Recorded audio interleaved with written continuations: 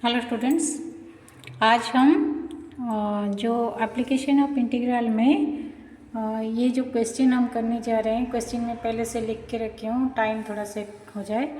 हाँ, तो देखो, इंटीग्रेशन यूज़ करके हम जो पैराबोला है Y square is equal to 16x, ठीक है, और x इज इक्वल टू 4, वो जो line x is equal to 4 और जो पैराबोला है Y square is equal to 16x, वो दोनों के बीच में जो एरिया है उसको हमें निकालना है। तो मैं पहले एक्स एक्सिस और वाई एक्सिस दोनों ड्रॉ कर ली। बीच में ओरिजिन ये पैराबोला है जिसका इक्वेशन है Y square is equal to 16x। हाँ, तुम लोगों को पता है कोऑर्डिनेट ज्योमेट्री से क्लास 11 से Y square is equal to 4ax, Y square is equal to 4ax, ठीक है। तो इस टाइप का पैराबोला का ग्राफ ऐसे ही होगा, ठीक है।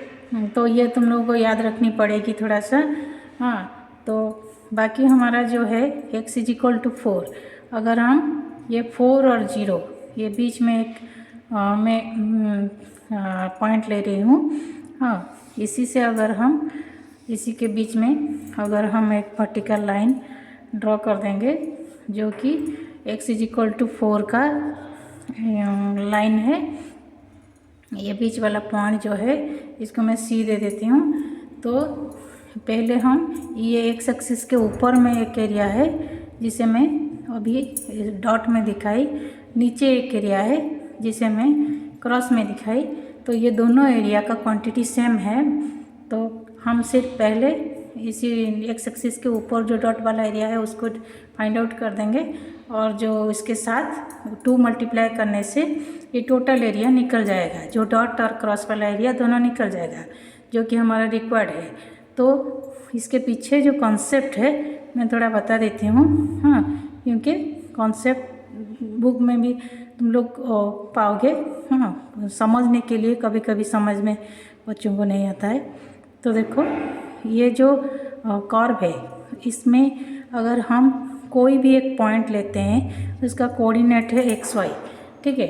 तो इसमें से एक पॉइंट हम लिए और एकदम छोटा सा पार्ट जैसे कि लिए हैं, तो अगर हम यहाँ से एक वर्टिकल स्ट्रिप ले रहे हैं जिसमें ये जो पार्ट है जैसे कि एक्स एक्सिस के ऊपर, हाँ, एक छोटा सा पार्ट जिसका वैल्यू को हम dx ले रहे हैं, और ये जो जैसे कि हम एक रेक्टेंगल पाए जिसका एक साइड जो है बहुत ही छोटा है dx, और ये जो उसको एडजस्टेंट करके जो साइड है वो है y, यानी कि एकदम ये जो dx जो साइड है ये बहुत ही छोटा है। और इस तरह का वर्टिकल स्ट्रिप्स, वर्टिकल लाइंस अगर हम बहुत सारा एकदम इन्फानाइट, हाँ, इस तरह मैं ड्रॉ नहीं कर रही हूँ, सिर्फ दिखा रही हूँ। देखो, ऐसे ऐसे ड्रॉ कर लेंगे,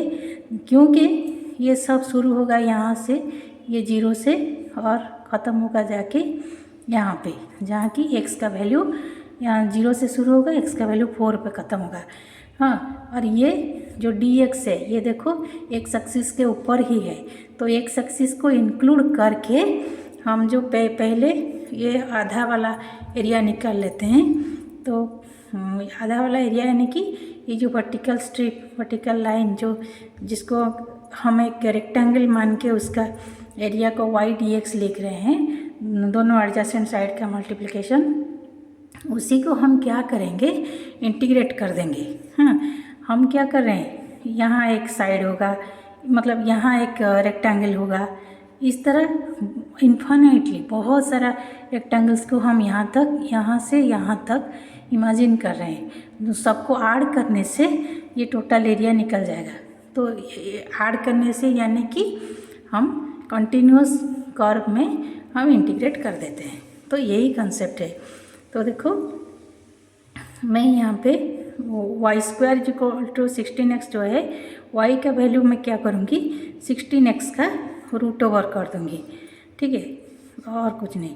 तो देखो, यहाँ पे हो गया हमारा 4 x to the power 1/2 dx integration. हाँ, तो देखो ये तो 4 है ही, हाँ 16 का, तो x⁴ +1 ये इंटीग्रेशन अभी इसमें और कुछ नहीं। हाँ तो देखो, तो अभी हो गया 4। हाँ ये डिनोमिनेटर में हो जाएगा 3/2, तो ऊपर चला जाएगा तो 2/3 हो जाएगा। ठीक है, तो 2/3, तो ये x⁴ हाँ बस 0 to 4 ये 8/3। हाँ ये हो गया क्या 4⁵ और -0 हो जाएगा क्योंकि ये लोअर लिमिट 0 में है। ये इंटीग्रेशन अभी हो रहा है और कुछ नहीं, तो 2⁵ मैं लिख देती हूँ इस 4 को और उसके साथ ये मल्टीप्लाई कर देती हूँ। तो 8/3 इंटू 2⁵, यानी कि 8/3 इंटू 8 = 64/3। ये जो एरिया निकला वो हमारा रिक्वायर्ड जो आंसर है, यानी कि रिक्वायर्ड एरिया जो है, रिक्वायर्ड एरिया हाँ जो है उसको हम 2 से सिर्फ मल्टीप्लाई कर देंगे और कुछ नहीं। होप तुम लोग समझ गए। हाँ मैं फिर से दिखा देती हूँ कम्प्लीटली आंसर को।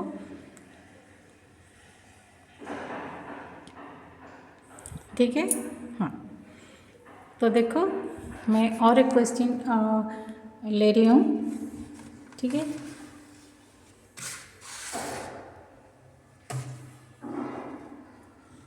तब तक तुम लोग थोड़ा लिख दो।